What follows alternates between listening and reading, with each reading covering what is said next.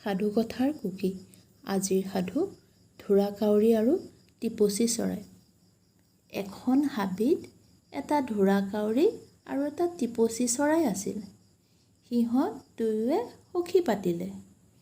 এদিন দুয়ো একেলগে এজোপা গছৰ তলত বহি আছিলে। এনেতে দেখিলে এজনী বুঢ়ীয়ে ধান সিজাই চোতালত মেলি দিছে।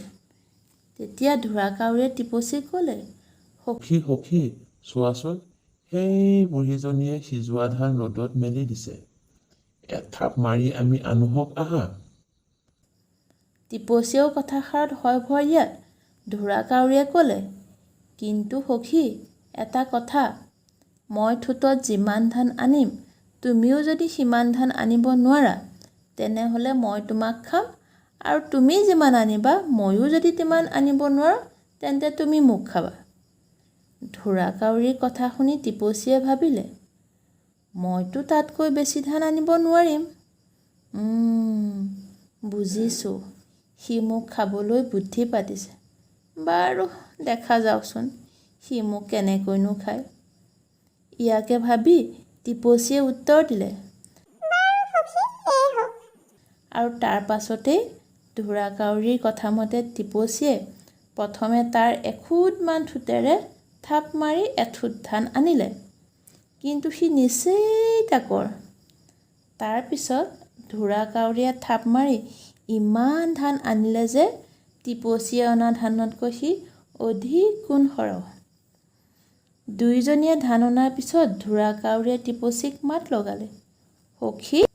তেতিয়া টিপচীয়ে উত্তৰ দিলে, মই এতিয়া তোমাক খাব পাৰোঁ। নিশ্চয় পাৰিবা সখী, কিন্তু তাৰ আগতে তুমি মোৰ এক কথা এটাও ৰাখিব লাগিব। তুমি যে মৰা শবোৰ খাই থাকা, সেয়ে তোমাৰ ঠোঁটটো বৰ বেয়া গোন্ধ ওলাইছে। তুমি অনুগ্ৰহ কৰি তোমাৰ ঠোঁটটো সাগৰৰ পানীত ধুই আহাগৈ যোৱা। তাৰ পাছত তুমি মোক খাবা। তেতিয়া ঢোঁৰাকাউৰীয়ে ক'লে, বাৰু সখী, তোমাৰ কথাও মই ৰাখিম। মই এতিয়া মোৰ ঠোঁটটো সাগৰৰ পানীত ধুই আহোঁগৈ। এই বুলি কৈয়ে ঢোঁৰাকাউৰীয়ে উৰি গৈ সাগৰৰ পাৰ পালে আৰু সাগৰক মাতিলে, সাগৰ ককাই, অ' সাগৰ ককাই। সাগৰে তেতিয়া উত্তৰ দিলে, কি হৈছে কোৱা। ঢোঁৰাকাউৰীয়ে ক'লে, দে পানী পখালো ঠোঁট, ভোজন কৰোঁ টিপচী গোট। সাগৰে উত্তৰ দিলে, কেনেকৈ দিম, যদি কিবা এটা পাত্ৰ দিব পাৰা তেন্তে দিব পাৰোঁ। সাগৰৰ কথা শুনি কাউৰীয়ে টেকেলি এটা বিচাৰি কুমাৰৰ ঘৰ পালেগৈ। কুমাৰক কাউৰীয়ে মাত লগালে, কুমাৰ ককাই, অ' কুমাৰ ককাই, ঘৰত আছানে? আছোঁ, কোৱা কি হ'ল। দে টেকেলি, তোলো পানী, পখালো ঠোঁট, ভোজন কৰোঁ টিপচী গোট। মোৰ ঘৰত গঢ়া টেকেলি নাই, যদি অলপমান মাটি আনি দিব পাৰা তেন্তে মই টেকেলি এটা গঢ়ি দিব পাৰোঁ। কুমাৰৰ কথা শুনি কাউৰীয়ে মাটিৰ ওচৰলৈ গৈ মাটিক ক'লে, দে মাটি, দিওঁ কুমাৰক, গঢ়ক টেকেলি, তোলো পানী, পখালো ঠোঁট, ভোজন কৰোঁ টিপচী গোট। মাটিয়ে উত্তৰ দিলে, মই নিজেই কেনেকৈ দিম, যদি কিবা প্ৰকাৰে খান্দি নিব পাৰা নিয়া। মাটিৰ সমিধান পাই কাউৰীয়ে মহৰ ওচৰলৈ গ'ল। কাউৰীয়ে মহক মাত লগালে, দে শিং, খান্দো মাটি, দিওঁ কুমাৰক, গঢ়ক টেকেলি, তোলো পানী, পখালো ঠোঁট, ভোজন কৰোঁ টিপচী গোট। মহে উত্তৰ দিলে, মই নিজে মোৰ শিং কেনেকৈ দিম, যদি কিবা উপায় নিব পাৰা নিয়া।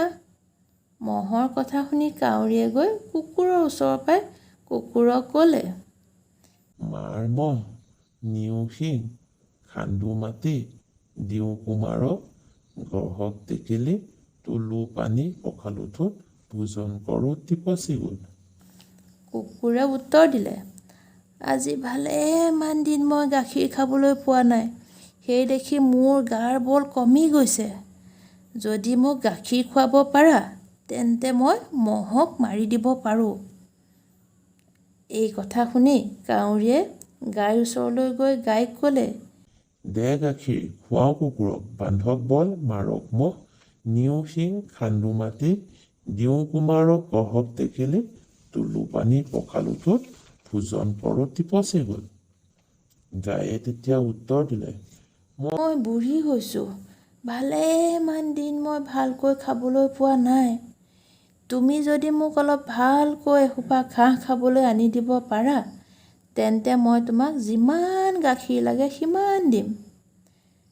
গাইৰ উত্তৰ শুনি কাউৰীয়ে ঘাঁহৰ ওচৰলৈ গৈ ঘাঁহক ক'লে, দে ঘাঁহ, খুৱাওঁ গাইক, ওলাওক গাখীৰ, খুৱাওঁ কুকুৰক, বান্ধক বল, মাৰক মহ, নিউসিং খান্দো মাটি দিওঁ কুমাৰক গঢ়ক টেকেলি তুলু পানী পখালোটোত ভোজন কৰ টিপচি গ'ল। ঘাঁহে উত্তৰ দিলে, মই কেনেকৈ কাটিম? যদি কাটি নিব পাৰা নিয়া।